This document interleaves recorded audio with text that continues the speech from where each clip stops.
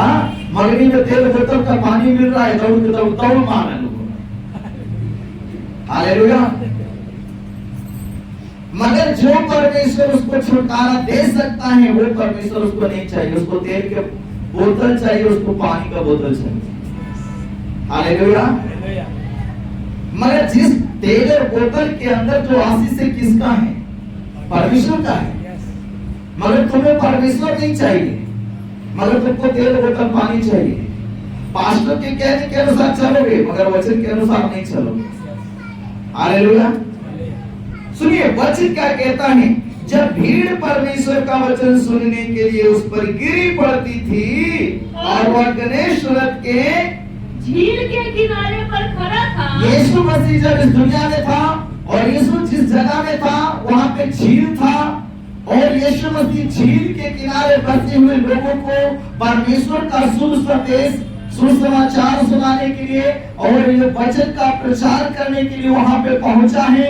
और लोग जो है कि नदी के किनारे पे खड़ा थे और यीशु मसीह वहां पे लिखा है गणेश के झील के किनारे खड़ा था तो ऐसा हुआ कि उसने झील के किनारे, और यीशु मसीह झील के किनारे जब पहुंचा है तो झील के किनारे दो नावें लगी हुई देखी। उसने नदी के किनारे, झील के किनारे दो नाव लगा हुआ देखा है। कितना? दो नाव वहां पे झील में खड़ा था और मछुए उन पर से उतर कर जाल हो रहे थे। मछली क्या कर रहे थे? अपने जाल को क्या कर रहे थे? साफ कर रहे थे। अपने जाल को क्या कर रहा था? हो रहा था। हालेलुया। सुनिए, आज इस संसार में वचन सुनने वाले तो बहुत सारे हैं, मगर वचन के अनुसार जीवन जीने वाले बहुत कम हैं। वचन तो सुनते रहते हैं परंतु समझते कुछ भी नहीं है। यहाँ से सुनकर गया है ना, चोरी नहीं करना, बुराई नहीं करना और मसीह में आके नया जीवन बनाना है, मगर परंतु जाने के बाद फिर से वही काम कर रहा है। उसके जीवन में वचन सुनने के बाद कोई परिवर्तन नहीं है। इसका मतलब कि वचन उसके जीवन में नहीं है। अगर वचन उसके हृदय में होगा तो ऐसे गुनाह करने से उसे रोकेगा। इसका मतलब पवित्र आत्मा की भरपूरी उसके जीवन में नहीं है। अगर पवित्र आत्मा उसके जीवन में होगा तो ऐसे रास्ते पे जाने से उसको रोकेगा। हालेलुया। जिनकी आत्मा मर चुका है वो गुनाह में जीते हैं, और जो गुनाह करने के बाद रोते हैं, पछताते हैं, इसका मतलब उसका अंदर की आत्मा अभी भी जीवित है। उसको समझ में आ रहा है कि मैंने गलती किया हूँ और मुझे पश्चाताप करने की जरूरत है, और वो प्रभु से क्षमा मांगता है, वो प्रभु से माफी मांगता है, वो पश्चाताप करता है कि प्रभु मुझसे गलती हो गया, मुझे ऐसा नहीं बोलना चाहिए, मुझे ऐसा नहीं करना चाहिए। उसके अंदर का आत्मा जीवित है। जो गुनाह करके भी नहीं पछता रहा है उसको कोई अफसोस नहीं है। इसका मतलब उसके अंदर की आत्मा मर चुका है, उसको फिर से जिंदा करने की जरूरत है। हालेलुया। हालेलुया। तो वचन क्या कहता है? और मछुए उस पर से उतरकर जब यीशु मसीह झील के किनारे पहुंचा है, वहां पे दो नाव खड़ा देखा है, और नाव पर से मछुए उतरकर पानी में अपने जाल को क्या कर रहे? साफ कर रहे थे। तब उस नावों में से एक पर जो समौन की थी, दो नाव में से एक नाव, जिस व्यक्ति का नाम समौन है, जिसका नाव था, उस एक नाव मालिक का नाम शमौन है, चढ़कर उसने उससे विनती की कि किनारे से थोड़ा हटा ले चले। यीशु मसीह वहां पे दो खड़ा नाव है। एक नाव जिस शमौन का है, उस नाव के ऊपर यीशु चढ़ा है, और चढ़ने के बाद उसको क्या कहता है? किनारे से थोड़ा हटा ले चले। अपने नाव को थोड़ा किनारे से क्या करो? हटाकर आगे ले चलो। हालेलुया। क्यों ले चलो? आगे पढ़िए। तब वह बैठकर लोगों को, और यीशु मसीह उसके नाव में बैठकर और झील के किनारे खड़ा सभी लोगों को नाव पर से उपदेश देने लगा। नाव पर बैठकर यीशु मसीह लोगों को उपदेश देने लगा। जब वह बातें कर चुका तो, जब यीशु मसीह अपना उपदेश दे चुका, लोगों को परमेश्वर के राज्य की कथा, प्रचार, वचन सुना चुका, तब समौन से कहा, समौन से कहता है गहरे में ले चल। थोड़ा अपने नाव को किनारे से हटाकर कहाँ ले चल? गहरे में ले चल। Hallelujah, hallelujah.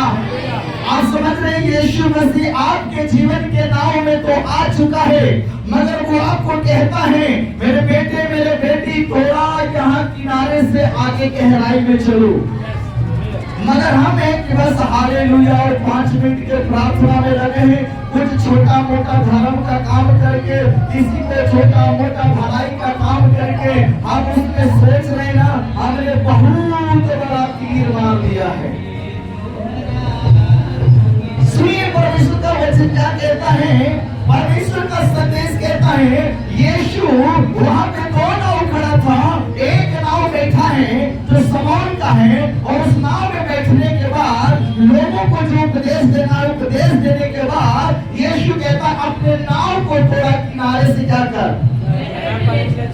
सुनिए, आप मसीह में आए, आप जब चाहे आप यीशु को जान गए, आपको समझ में आ गया मूर्ति पूजा गलत है, जादू टोना ये सब गलत है, और ये सब अंधविश्वास है, तांत्रिकों के पास जाना कुछ नहीं, परमेश्वर के पास आपको सब कुछ मालूम हो गया, आप प्रभु को जान गए, प्रभु आपको जान गया, परमेश्वर आपके जीवन के नाव में आ चुका है, मगर वो आपको कहना चाहता है अपना जीवन का गाड़ी थोड़ा किनारे से आगे बढ़ाओ। ये केवल हालेलुया बोलते रहने से तेरे जीवन काम नहीं चलेगा, उससे थोड़ा आगे बढ़ो।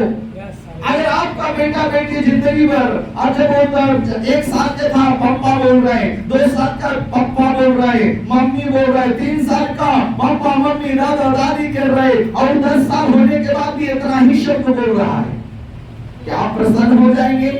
आपका बेटा बेटी 10 साल का हो गया, अभी भी खाली पापा मम्मी करके जी रहा है, तो क्या इस बात से आप प्रसन्न हो जाएंगे? नहीं। बच्चा जैसे जैसे संसार में बढ़ता है, इस संसार की बातों को समझता है, सीखता है, दुनियादारी को जानता है, अच्छे और बुरे को पहचानता है, अपना हानि और अपना लाभ को समझने लगता है, तो माँ बाप समझता है, खुश होते हैं, मेरे बच्चे समय के अनुसार बढ़ रहा है, इसके अंदर विकास हो रहा है, ये सब अच्छी बुरी बातों को समझ रहा है, किससे कैसे बात करना चाहिए, किससे कैसे बोलना चाहिए, कहाँ जाना चाहिए, कहाँ नहीं जाना चाहिए, रोड पे कैसे चलना है, छत के किनारे में खड़ा होना है, नहीं होना है, गिर जाएंगे, उसको धीरे धीरे सब बातें समझ में आता है, तब उसके माँ बाप उससे प्रसन्न होंगे। मगर अगर 10 साल का बच्चा केवल माँ और पापा ही बोल रहा है और उससे आगे कुछ नहीं कर पा रहा है, तो उसका जीवन का मतलब फिर क्या है? जिंदगी बोझ बन जाएगा। हालेलुया। सुनिए, यीशु क्या कहना चाहता है, थोड़ा अपने आत्मिक जीवन को और गहराई में लेके चलो।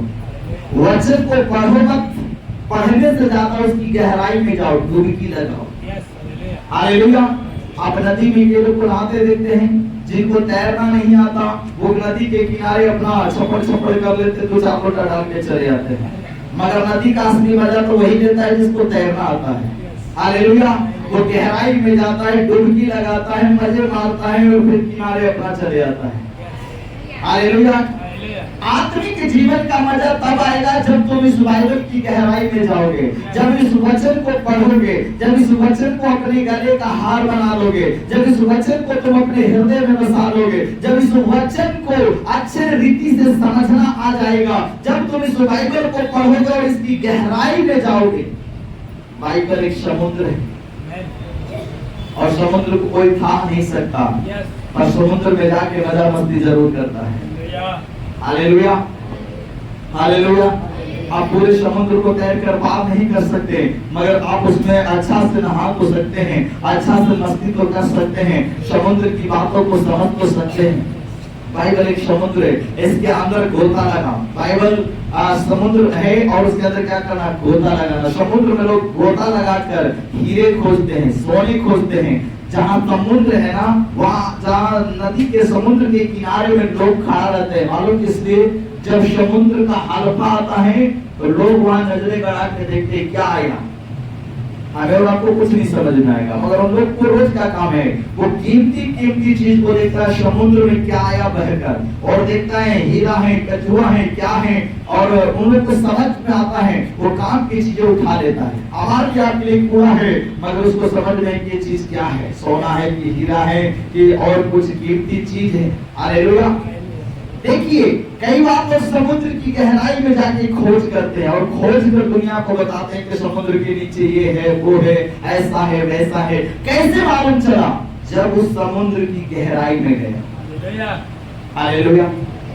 आपको कैसे मालूम होगा कि परमेश्वर कैसा है, परमेश्वर क्या चाहता है, परमेश्वर किसे आशीष देगा, परमेश्वर किसे आशीष नहीं देगा, परमेश्वर किसे स्वर्ग लेके जाएगा, परमेश्वर किसे लेके नहीं जाएगा, अंत के दिनों में क्या होने वाला है, आपको कैसे मालूम? जब आप इस वचन को पढ़ेंगे, जब आप इस बाइबल की गहराई में जाएंगे, हालेलुया, तब इसकी रहस्य को आप समझेंगे। तब आपको कोई विश्वास से भटका नहीं सकता, तब आपको कोई वचन से गुमराह नहीं कर सकता, आपको कोई भरमा नहीं सकता है। जब आप इस वचन को पढ़ेंगे और इसको समझने के लिए अपना मन लगाएंगे, आपको समझने के लिए मन लगाना है। हालेलुया। तो वचन क्या कहता है? यीशु मसीह एक नाव में बैठा है। अच्छा, दूसरा भी नाव था, उसमें यीशु क्यों नहीं बैठा है? शमौन के नाव में क्यों बैठा है? क्योंकि परमेश्वर लोगों की हालात को जानता है कि इसके जीवन में क्या चल रहा है। आपके पति नहीं जानता, आपका पत्नी नहीं जानते, आपके माँ बाप नहीं जानता, कोई नहीं